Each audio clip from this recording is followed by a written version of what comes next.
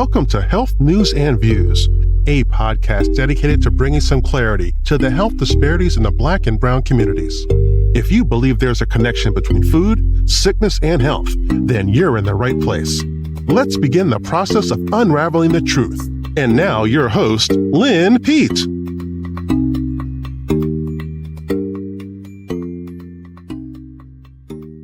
Greetings and welcome back to another episode of Health News and Views, Food, the Final Frontier. Hi, I'm your host, Lynn Pete. Well, this is actually part 2 of Don't Believe the Hype, a review. And I appreciate you and thanks for stopping by. Well, in this episode, we're going to take a look at some key points about his appointment, RFK Jr., and why he was chosen to head the Department of Health and Human Services. And he still awaits Senate confirmation, but I believe with a 53% majority in the Republican Senate, I think he's got this. But before we continue, let me just give you my disclaimer that the subject matter provided in this podcast or any of our other published documents is for informational purposes only. Food, the Final Frontier, and our partner, Health News and Views, we do not attempt to treat, diagnose, or cure any disease or condition. Always check with your healthcare provider before making any lifestyle, dietary, or prescription drug changes. And now, here we are. We may have to take a different view of RFK Jr. in the coming months as he can get, that's if he can get past some of the critics who have pigeonholed him as a crackpot or conspiracy theorist who doesn't believe in vaccines and believes drinking raw milk is better for the body. Well, I won't be standing on that hill with him, but he does speak my language. I see no need for any more chemical additives or colorings or flavorings, and I see no need for any more chemical additives that are banned in other civilized countries, but in the U.S., they're acceptable. How is that? Particularly when and I mean WEIGHT, the weight of the country figuratively and literally hangs in the balance. We are, as he said, sicker and fatter than any other time in the history of this country. And yes, food has become the behemoth cause of chronic diseases and early death among the masses. We're having epidemic proportions on diabetes and obesity. There's something wrong here. And he believes, as I do, it's the food. His wish list is to take a sledgehammer to the corruption in government agencies. And I agree. And what if he is right? Would we be too surprised if we find out there is greed, corruption, and that some folks will always see profit over people? Well, this is a tall order and it does need to be changed. So hang on to your hats, cowboys and cowgirls. I think this is going to be a bumpy ride for 2025. In my mind, I was saying I didn't want to hose you guys down with a lot of statistics and numbers, but there are a few that even I didn't know. And here it goes. Did you know that the current healthcare budget now exceeds the U.S. defense budget? Did you know that 75% of that budget is going to chronic diseases mentioned in part 1 of this podcast? Cancer, diabetes, stroke, obesity, heart disease, chronic pulmonary disease, asthma. There are several. Also saying there's a special note here too. Did you know that in 2023, the U.S. healthcare spending reached $4.9 trillion?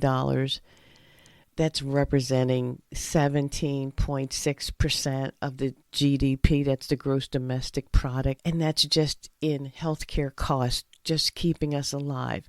With what? Medications. We need to switch that and have better food. We would need less medications. Yes? Well, there are 12 agencies in this department, and once RFK is confirmed, he will control the world's largest public health agency, and that's $1.7 trillion budget. And by the way, that 4.5 or 4.9 is kind of up in the air about whether it's 5 or 9. But $4 trillion figure really encompasses the total healthcare spending, both in the public and private sectors, and that includes out-of-pocket expenses and private insurance and government programs like Medicare and Medicaid, which, by the way, they like to say that that's an entitlement. But if you've ever worked, if you look at your pay stub, didn't they take out for Medicare? How do they have this in here as an entitlement?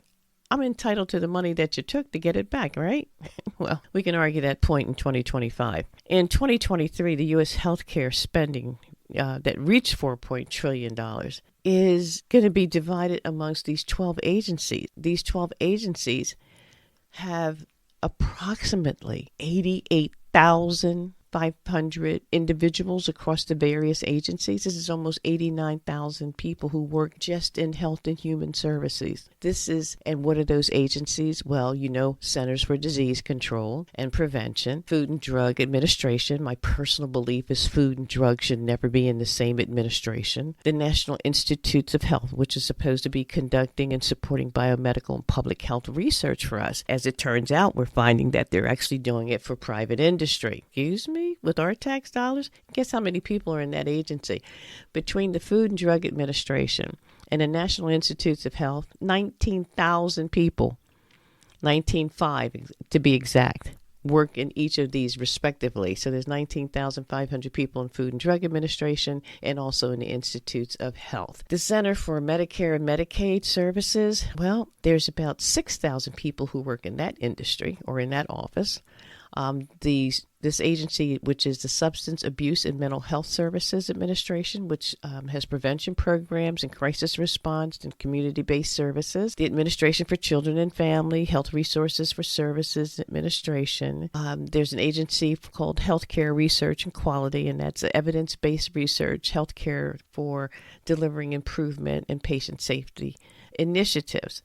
There's Indian Health Service. Didn't know that. Administration for Community Living. This is supporting elderly, and the other one is supporting American Indians and Alaska Natives. There's an Office for Inspector General.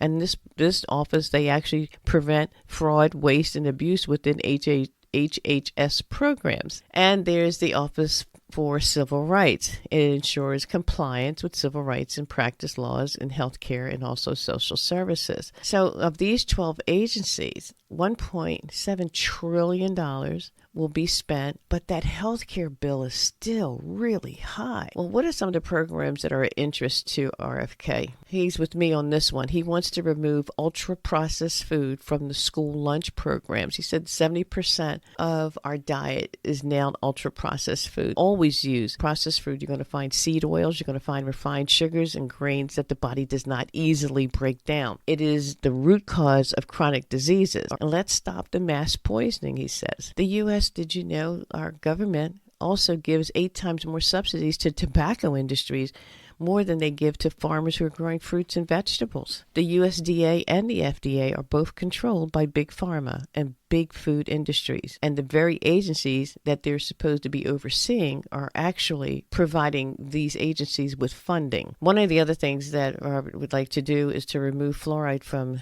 the drinking water and toothpaste. Unfortunately, that's out of his jurisdiction because that is only handled by the EPA, that's the Environmental Protection Agency. But he does have help from a Marty Macri. He's a MD out of Johns Hopkins University Hospital. He's an oncologist and a surgeon, and he will be in charge of the FDA now. And he wants to course correct that agency. Dr. Mehmet Oz will be heading up the Medicare and Medicaid. I'm only giving those names because there might be names that you might be familiar with. He'll be heading up Medicare and Medicaid. These $2.8 trillion was distributed amongst these 12 to 14 subcomponent HHS agency. And there are some mandatory spending that has to happen in this budget as well, primarily funding for entitlement programs, they call it. These programs are expected to account for 83% of all of the HHS outlays for 2024, they're saying in this document, but I'm going to say that that's probably going to be about the same for 2025. There's so much more to tell you about the status quo change. And oftentimes when that happens, we also have upheavals as well. So keep your eye out for more information as we get it. Health News and Views, Food, the Final Frontier. Share the information and subscribe. It's always good to have you. Health News and Views, Food, the Final Frontier. Do subscribe and share the information. If you want to reach out to me and get more information about this topic or any others that you have coming up for next year, I'd love to hear from you. Eating to Stay Well at gmail.com. That's all one word, eating to stay well at gmail.com. Make it a powerful day and remember to be a blessing to someone today. Thanks for joining us for this episode of Health News and Views. Join us again next time as we continue to explore the correlation between food, sickness, and health. If you like the show, please subscribe and leave a review for Lynn. She would love to hear your comments. Thanks again for listening, and remember, food is the final frontier.